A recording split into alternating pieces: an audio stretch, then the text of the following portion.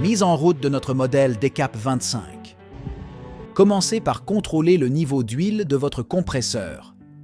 Si nécessaire, faites l'appoint avant de poursuivre. Branchez le tuyau de 10 mètres entre votre compresseur et votre traitement d'air. Puis, le tuyau de 2 mètres entre le traitement d'air et votre aérogommeuse. Une fois les branchements effectués, il est temps d'allumer votre compresseur. Pour l'entretien de votre compresseur, merci de vous référer au plan de maintenance et de respecter les entretiens préconisés. Le port d'équipements de protection individuelle est indispensable lorsque vous utilisez une aérogommeuse. Nous vous préconisons un masque de type 3M pour les chantiers occasionnels et les casques Z-Link ou Casco, adaptés à l'aérogommage plus intensif. Nous préconisons les casques à ventilation assistée. Le port de gants est indispensable et une combinaison complète est conseillée.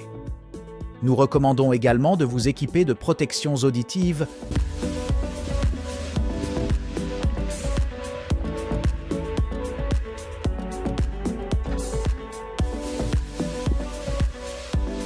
Avant toute manipulation, veuillez vérifier le bon serrage de la buse à l'aide de la clé, fournie avec votre machine. La buse doit être serrée au maximum. Dans un premier temps, branchez votre tuyau d'air de 2 mètres à l'entrée de votre aérogommeuse. Puis, branchez votre faisceau à la machine.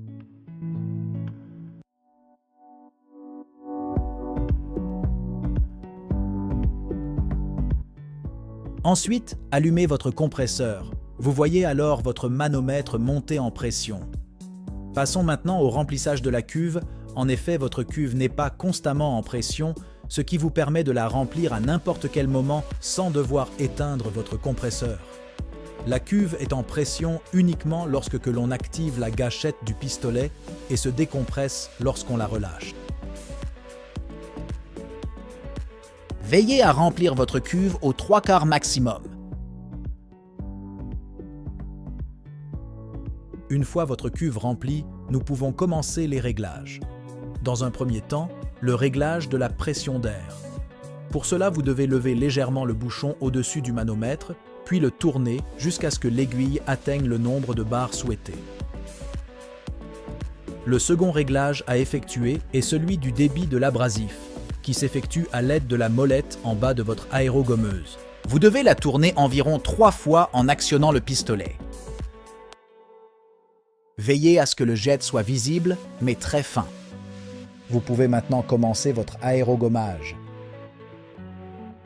À la fin de chaque journée, il est important de vidanger votre aérogommeuse pour ne pas risquer le colmatage de l'abrasif.